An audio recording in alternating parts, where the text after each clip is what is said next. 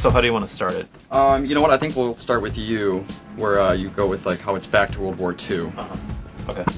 Call of Duty World at War is a game by the Treyarch, and it's about the Japanese and the Russians in the game. And yeah, I don't know if I'm feeling this script. What? You were getting to the best part. It has a revenge theme that is both gritty and brutal. But wait. You should probably put a little more emphasis on that, you know, like... But wait, it has a revenge theme, you know? Something like that. Excited or like revenge? You should try to do it in the voice of Kiefer Sutherland. How did you like that in the beginning? Like when you first are walking in, you guys are like landed in Peleliu Island, you're in that swamp, and he's your commander, and like he picks up the voice right away and starts talking. I'm just wondering how long we're gonna have to trudge through this filthy shit. Taking the flank gets us wet, but it won't get us killed. We regroup with the 5th when we're through this swamp. Now quit yapping and stay sharp.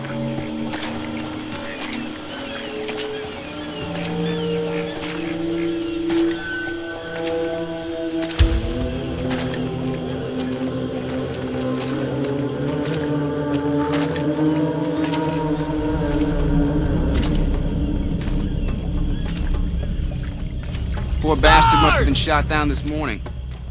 Miller? We were only shown 2 scenes in this, the Japanese and Peleliu Island, and then the other front, which is Russia pushing towards Berlin towards the end of the war. Yes. Both of those scenes were pretty intense. It was very much like Call of Duty 4's intensity. I know a lot of people are like really super hesitant or even averse to knowing that Treyarch is doing this after Call of Duty 3. My first question was going to be, how do you guys feel when you see something on a message board or when you hear one of us say, oh, it's not Infinity Ward doing it? Maybe. Right. And before you even had a chance to ask that, they had an answer ready saying, this is the best game that we feel we've ever made so far.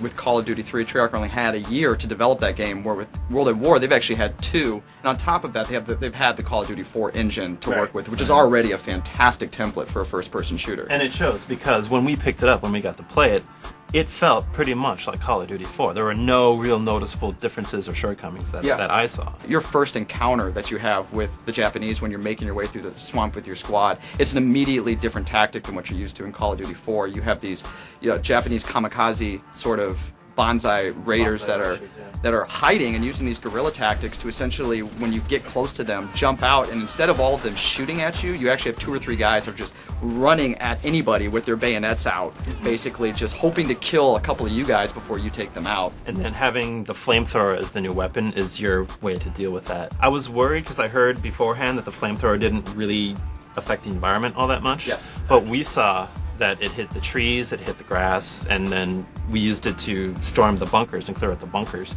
And I thought it was a really cool, very effective weapon. I also noticed, like, when you're attacking the barracks, even like sandbags, wood, really anything that in real life could burn, you would see it. Watching you guys play, I've noticed like a big improvement whereas, you know, the areas that you're in are just massive, you know, compared to Call of Duty 4 and earlier. This like huge, rooms, huge rivers with foliage everywhere, excellent water.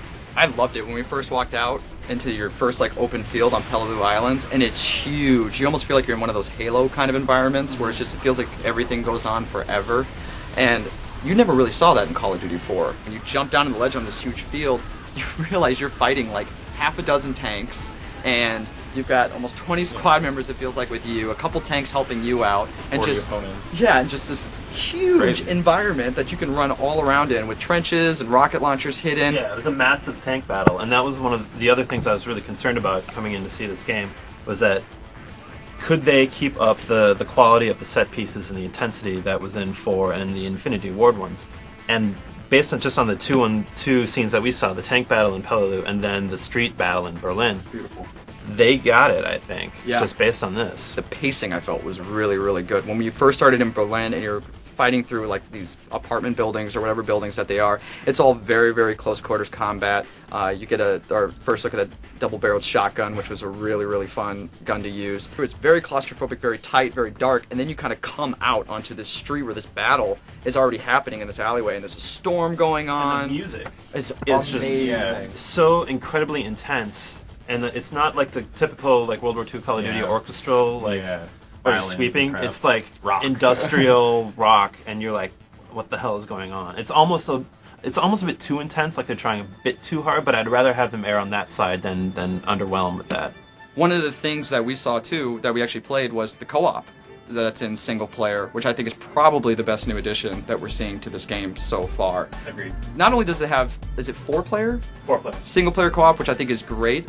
It has competitive co-op, which I think is brilliant. As soon as you saw like the +10 and the +50 show up from Call of Duty multiplayer, it's the same like psychological thing, like, oh man, I'm gonna get hooked on this, I think. Yeah, we said both of us, like, one of the most brilliant things they did in Call of Duty 4 was that, you know, seeing the points rack up every time you see a kill, just getting that little visual reward is a huge thing. And now that they're going to have that not only in multiplayer, but in single player, where you're actually competing against another guy through the single player campaigns, I think that's going to add a ton of replay value to it and give a reason for people who are still playing Call of Duty 4 to want to play Call of Duty World at War. Is there going to be like almost like an RPG element where those little meta games that you're playing with your buddies or whatever can lead to like weapon upgrades in the future? Oh, yeah, they said that all the points that you get in co-op competitive single player will be applicable to the perks and stuff in multiplayer, so you can kind of train and get used to stuff and maybe earn perks before you jump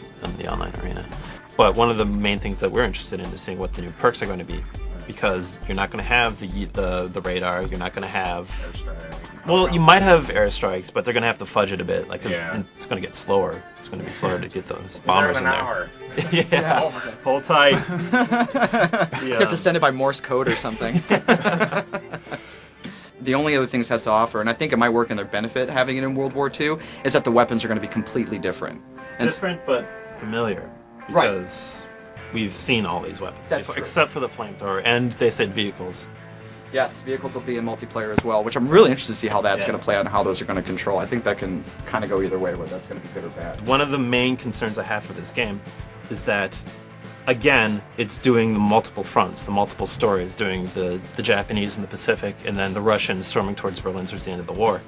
Only this time, the connection between the two, we're not really sure what it is, but when we asked them, when we prodded a bit about it, very, very tenuous. Like, they're not even in the same time frames. There's going to be references to back and forth between them, but I'm just worried that it's just out of obligation that they're doing this thing, and it's going to be distracting from either way. I really go back and forth. On the positive side, I really like that there's two different areas, like visually, being in the jungle in the Pacific and being like downtown in the area of Berlin that we saw was both like, they were very, very different. The enemies were different. They fought differently, and that was really refreshing knowing the game is going to have that kind of variety. But at the same time, it's like you said, like, how much disconnect is there going to be? I mean, they're not even during the same time periods. Right. I really didn't have like very high expectations going into this, but seeing it running on the Call of Duty 4 engine, seeing it have the same controls as Call of Duty, but basically just making it more intense, adding 4-player co-op, and then larger environments with more enemies to fight. Yeah, you know that they showed us like their best foot forward. Yes. So we saw